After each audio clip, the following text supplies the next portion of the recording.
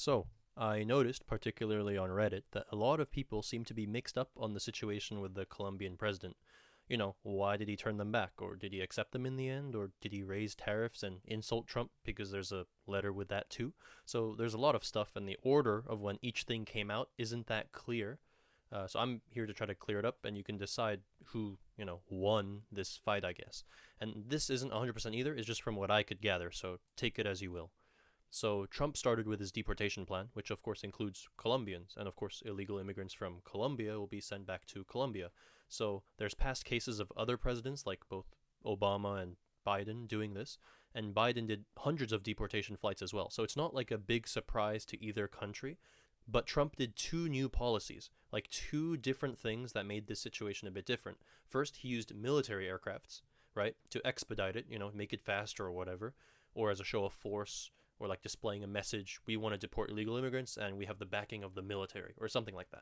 Whatever it is, he used military aircrafts and he handcuffed them as well, the migrants. So, like, I think handcuffs were also used before by other presidents, but on dangerous ones. So Trump is treating them all like criminals, basically. Uh, and I'm not saying they are or aren't. I'm just telling you what's different from what's normally done.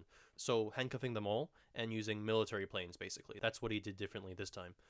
And so when they get there, when the airplanes get there in Colombian airspace, the Colombian president is like, no, you're treating them like shit. This is undignified. We refuse to let these planes land with these Colombians into Colombia. So the planes then turn back.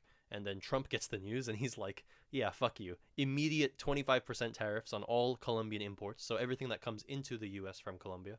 And a warning that in a week it's going to be doubled. It's going to be raised to 50% if they don't comply. And then he added visa restrictions, et cetera, et cetera. But the main thing is the tariffs, right? So then the Colombian president, President Petro, conceded in an hour, which I think like that's the thing that went viral. And it looks like after he backed down and accepted their conditions, everyone went on social media and was like, "Oh, Colombia caved. They fucked around and they found out." So that seemed to piss the Colombian president off because the next thing that happened was that he put out a long fucking tweet, a huge statement. It's like starts with like, oh, I don't really like the U.S. except for whatever, whatever. It's a long document, basically name calling, saying he doesn't shake hands with white enslavers. He will never dominate us. It's really long, but it boils down to Colombia is going to raise their own tariffs in response. But fast forward a few days later, and now they've basically completely backed down, and they're even going to accept flights from military aircrafts. So you can decide who won and who didn't. Using planes to deport illegal immigrants isn't new. It's the fact that he used military planes, and you can say stuff like, bro, like you're treating our citizens like shit. Oh, but no, we don't want them back, right? Is kind of weird, but also it could be seen as them standing up for themselves, like they don't want to set a precedent that they're gonna bend over in every situation. I mean, we'll see, but now it's not viral anymore, so I feel like nobody really cares. I just thought, hey, if you want to know the timeline and the facts so you can make your own personal educated decision on who you think is right and wrong or who the winner is, there you go.